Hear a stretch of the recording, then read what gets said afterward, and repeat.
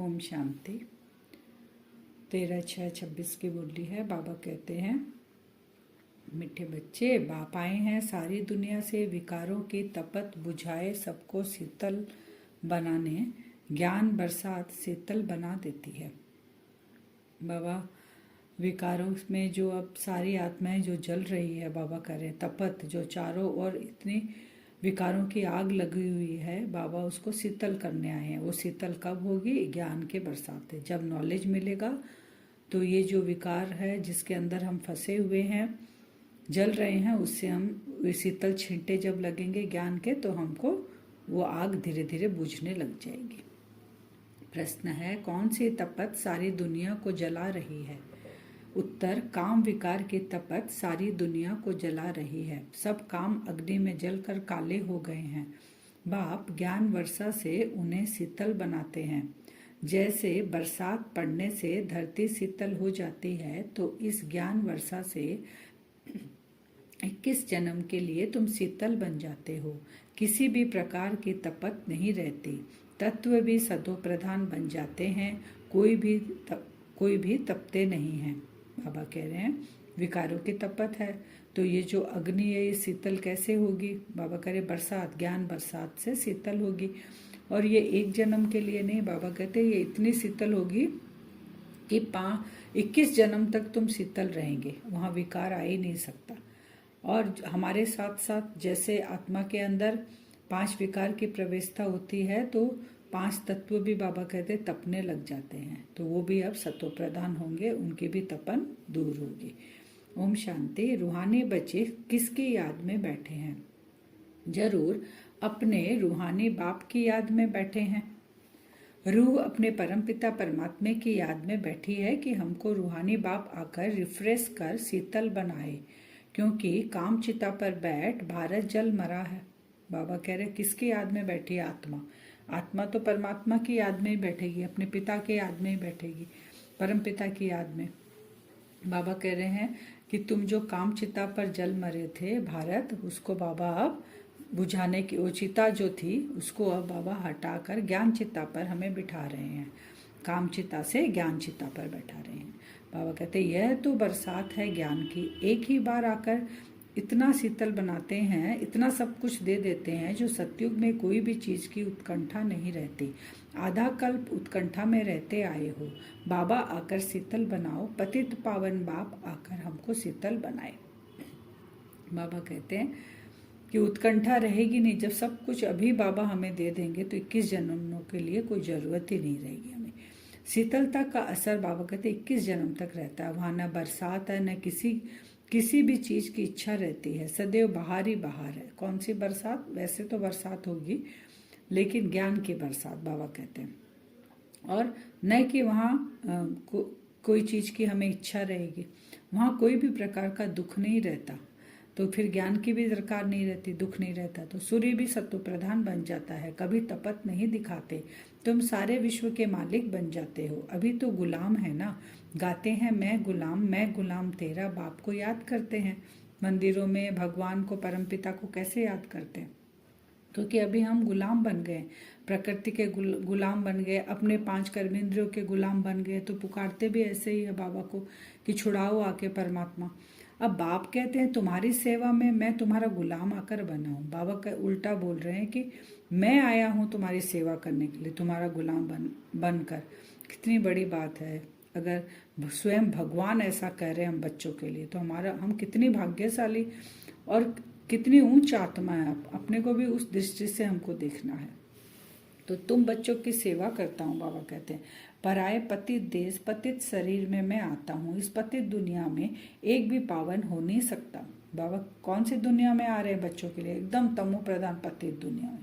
सत्युग को पावन, कलयुग को पतित कहा जाता है, क्योंकि सब विकारी है। भारतवासी ही इस नॉलेज को समझेंगे।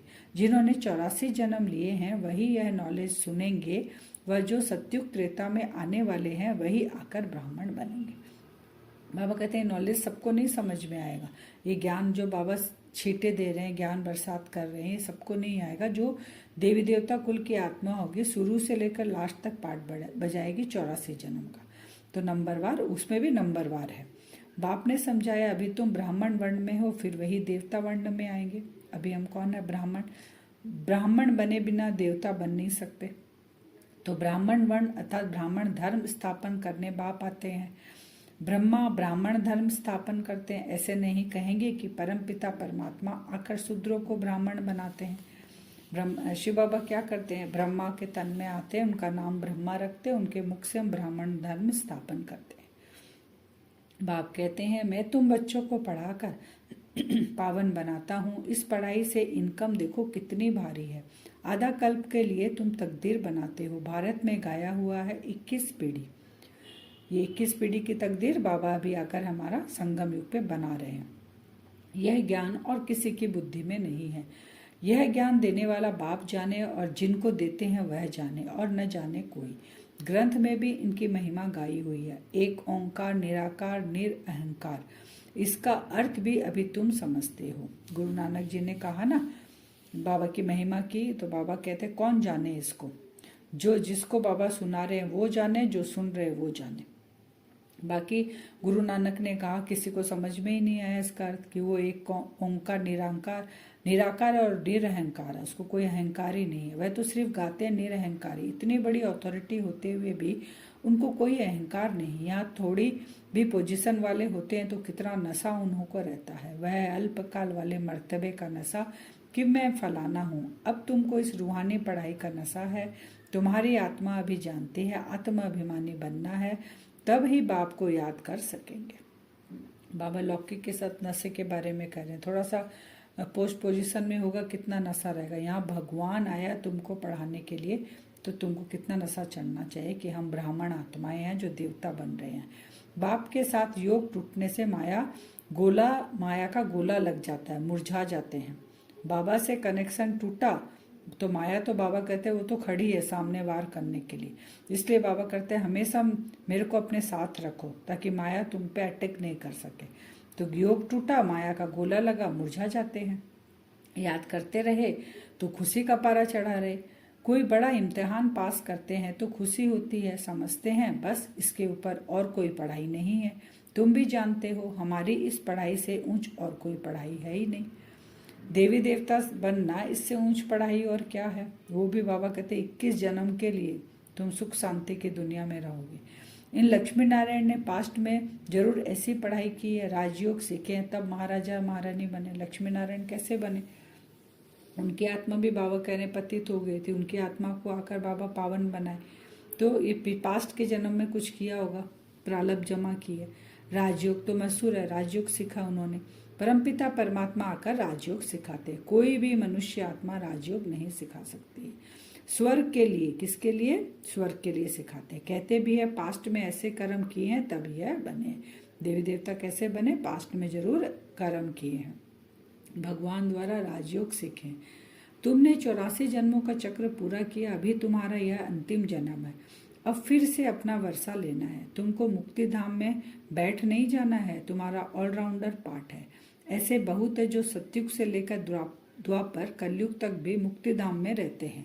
ऐसे नहीं कहेंगे यहाँ आने से मुक्ति धाम अच्छा है, वह तो मच्छरों सदृश हो गया, आया और यह गया। मनुष्य की महिमा गाई जाती है, यह मंदिर किसके हैं? बाबा कह रहे हैं हम कहाँ रहे? 84 जन्म वाली आत्मा तो शुरू में आ गई पाठ बजाने, लेकिन बाकी आत्माएं बाबा कहते हैं मुक्ति धाम में बैठी रहती है। जिसका द्वापर से पाठ है वह द्वापर में आती है। ऐसा नहीं कि वो मुक्ति धाम में बैठी रहेगी लास्ट तक उसको मोक्ष मिल जाएगा, ऐसा नहीं है। चाहे एक जन्म में भी आओ, आत्मा को पाठ बजाना ही है। लेकिन वो जो एक जन्म के लिए भी आती है, बाबा कहते क्या क्या पार्ट प्ले करेगी वो जन्म ली और फिर कलयुग एंड आ गया और मच्छरों सदृश बाबा बोले चले गए, तो उसका क्या गायन होगा। लेकिन तुम्हारा 84 जन्मों का पाठ है, तो आज भी जड़ चित्रों में तुम्हारी पूजा होती है। तो बाबा कहते हैं मंदिर किसके हैं? जो शुरू से लेकर पाठ बजाते आए हैं उन्हों के यादगार बनते जाते हैं। आज मंदिरों में किसकी यादगार है? जो देवी कुल की आत्मा 84 जन्म बजाती है उन्हीं का है। पिछाड़ी में जो आते हैं उन्हीं का यादगार है क्या? बाबा पूछ रहे हैं। कुछ भी नहीं। तुम्हारा कितना भारी यादगार है? सबसे जास्ती तुम पाठ बजाते हो। तुम अपनी प्रारब्ध का टाइम पूरा कर जब भक्ति मार्ग में आते हो तब फिर तुम्हारा यादगार तथा शिव बाबा के मंदिर बनने शुरू होते हैं। पहले तो हम देवी देवता चैतन्य में रहते हैं, राज्य करते हैं। फिर जब वो देवी देवताएं देह अभिमान में आकर, बाबा कहते हैं, अलग अलग कॉस्ट्यूम धारण करते करते, क्योंकि एक आत्मा अलग अलग कॉस्ट्यूम धारण करते हैं ना, फिर खुद की पूजा करने लग जाते हैं। सबसे पहले बाबा कहते हैं देवी देवताओं के यादगार की और शिव बाबा की पूजा होती है, उन्हों का धर्म स्थापन होता है। तुम अपनी हिस्ट्री ज्योग्राफी जानते हो और सब धर्म वालों की भी जानते हो। 84 जन्मों की सीढ़ी, पहले हम स्वर्ग में आते हैं, फिर उतरते कैसे हैं ये तुम्हारी बुद्धि में है। हर एक जन्म में भिन्न नाम रूप वाले मित्र संबंधी आदि मिलते हैं। बाबा कहते 84 जन्म में 84 नाम, 84 शरीर, 84 संबंधी, 84 माता पिता, सब कुछ 84 हमको मिलते हैं। और हम कैसे सतयुग से नीचे सीढ़ी उतरते उतरते और कलयुग तक आते हैं, ये सब हिस्ट्री ज्योग्राफी हम जानते हैं। यह सब ड्रामा में तुम्हारा पार्ट पहले से ही नुदा हुआ है। यह बेहद का ड्रामा है जो हूबहू रिपीट होता है। अभी जैसे हम बाबा के पास बैठे हैं, बाबा को पहचानते हैं, इस ज्ञान को धारण कर रहे हैं, पुरुषार्थ कर रहे हैं, बाबा कहते हैं ये पार्ट तुम्हारा फिक्स है। फिर 5 देवी देवता बनोगे, फिर नीचे उतरोगे, फिर 5000 साल बाद में आऊँगा, ये तुम्हारा पार्ट मूत है। यह मनुष्य, बाबा कहते हैं मनुष्य सृष्टि है, इनका बीज रूप कौन है? बाप है। कितनी वैरायटी है, हर एक धर्म वाले के फीचर्स न्यारे। फिर यहाँ भी एक की शकल न मिले दूसरे से। बाबा सृष्टि का क्या है? मनुष्य सृष्टि का बीज रूप है। इतनी आत्माएं, लेकिन एक की भी शकल नहीं मिलती। यह भी ड्रामा बना हुआ। कल्प वृक्ष की आयु बाबा कहते 5000 साल है। बाबा कहते जो वृक्ष है, जो तुम 4 युग पार करते हो, उसकी पूरी आयु है 5000 साल। यह बाप ही समझाते हैं। मनुष्य एक्टर्स है, ये पार्ट बजाने आते हैं। ये मांडवा है, रोशनी के लिए सूरज चांद आदि है। ये कोई देवता थोड़ी ही है, यह तो बत्तियां हैं। जैसे अभी हम घर में इस धरती पे रहते हैं तो कितने तरह की लाइट जलती है चारों तरफ। ये किसने किया है? मनुष्य आत्मा ने किया, तो सुंदर सुंदर लाइटें जलती है। तो बाबा कहते हैं ये जो तो पूरी धरती पे रहते हो, ये भी एक स्टेज है, मांडवा है, और इसके ऊपर आसमान में सूर्य चांद बत्तियां जल रही है, बत्तियां के रूप में है। ये कोई देवता नहीं है, यह तो बत्तियां हैं, परंतु सर्विस करते हैं, माने हमको लाइट देते हैं, इसलिए इनको देने वाले को दाता देवता कहते हैं, इसलिए इनको देवता कहते हैं। वास्तव में देवताएं कोई सर्विस नहीं करते, सर्विस तो तुम बच्चे करते हो। बाप ओबीडियंट सर्वेंट है। बाबा कहते हैं मैं सर्वशक्तिमान हूँ ना, मुझे याद करो। याद को ही योग अग्नि कहा जाता है, जिससे तुम्हारे पाप दग्ध होंगे, तुम पवित्र बन जाएंगे। बाबा कहते हैं मैं कौन हूँ? सर्वशक्तिमान हूँ। जब उसको हम याद करेंगे तो हमारे पाप सारे जलकर भस्म हो जाएंगे और हम पवित्र बन जाएंगे।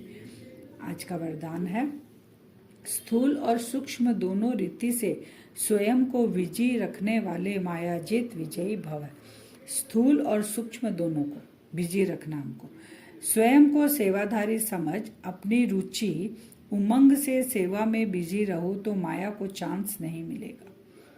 स्वयं को सेवाधारी समझना है और सेवा में उमंग रखना है तो माया नहीं आ सकती है। जब संकल्प से, बुद्धि से, चाहे स्थूल कर्मणा से फ्री रहते हो तो माया चांस ले लेती है। जैसे ही फ्री होंगे, बाबा ने कहा ना, माया आ जाती है, गोला लग जाता है।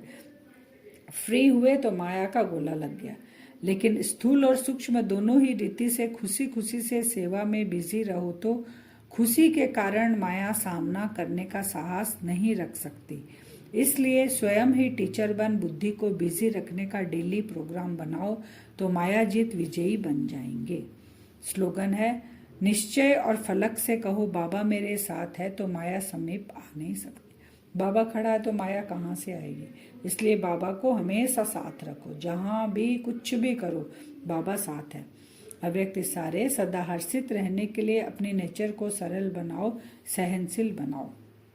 बाप दादा सभी बच्चों के चलन और चेहरे में, बोल व कर्म में सरलता और मधुरता देखने चाहते हैं। अगर आवश्यकता या थकावट के कारण थोड़ा भी बोल मधुर नहीं, चेहरा मधुर नहीं, सीरियस है तो गुण संपन्न नहीं कहेंगे। कैसे भी सर्कमस्टेंस हो, लेकिन मेरा जो गुण है वह मेरा गुण इमर्ज होना चाहिए। जैसे बाप दादा वैसे हूबहू वही गुण, वही कर्तव्य, वही बोल, वही संकल्प अनुभव हो। सभी के मुख से निकले यह तो वही लगते हैं। बाबा क्या कह रहे हैं? चेहरे से दिखाई दे, गुणों से दिखाई दे, और जैसे दूसरे कोई हमको देखें तो कहे ये तो वही आत्मा है। तो हमारा वो नेचर, जो नेचुरल नेचर है बाबा हमारे साथ है, वो हमारे चेहरे चलन से दिखाई दे। अब वरदान से हम योग करेंगे। अपने आप को देखें भ्रकुटी सिंहासन पर, मैं आत्मा बैठी हूँ। बाप दादा का आह्वान करें कि बाबा आप सदा मेरे साथ रहो। बाप दादा आप नीचे आओ। मुझ आत्मा का संकल्प सुनते ही बाप दादा नीचे उतर रहे हैं।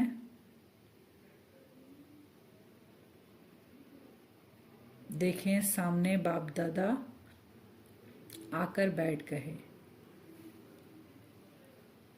बाप दादा ने दोनों हाथ पकड़ा और पावरफुल दृष्टि दे रहे हैं बाबा, और वरदान दे रहे हैं, बच्चे मायाजीत भव। बाबा की दृष्टि से हमें शक्तियां मिल रही है और बाबा वरदान दे रहे हैं, मायाजीत भव। जैसे ही बाबा वरदान देते हैं, मुझ आत्मा के अंदर जो सूक्ष्म कर्मेंद्रियां हैं और स्थूल कर्मेंद्रियां हैं, दोनों मुझ आत्मा के कंट्रोल में है। मैं जैसा ऑर्डर करता हूँ वैसे ही ये दोनों कर्मेंद्रियां कार्य करती है, सूक्ष्म और स्थूल। बाबा की दृष्टि मेरे ऊपर है, बाबा दोनों हाथ पकड़े हुए हैं। अपने आप को मालिक अनुभव करें। वो अधिकार मुझ आत्मा के अंदर है। जैसी स्थिति हम बनाना चाहें वैसी स्थिति हम बना सकते हैं। मुझ आत्मा की स्थिति देखकर इस दुनिया का कोई भी पेपर किसी भी स्वरूप में मुझे टच भी नहीं कर सकता। माया तो दूर से देखकर ही भाग रही है। आज से अब से मेरे जीवन में माया का कोई भी पेपर मुझे टच नहीं कर सकता। मैं मालिक हूँ कर्मेंद्रियों की। बाबा वरदान दे रहे हैं, मायाजीत भव। मैं आत्मा बाबा की दृष्टि से चार्ज हो रही हूँ।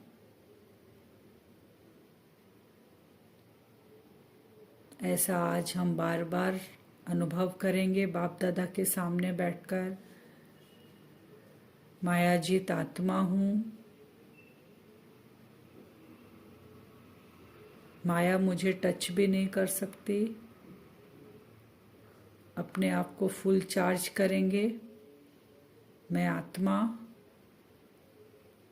अधिकारी हूँ। कर्मेंद्रियों के ऊपर पूरा कंट्रोल है मेरा। ऐसा हम विजुअलाइज करेंगे बार बार। ओम शांति।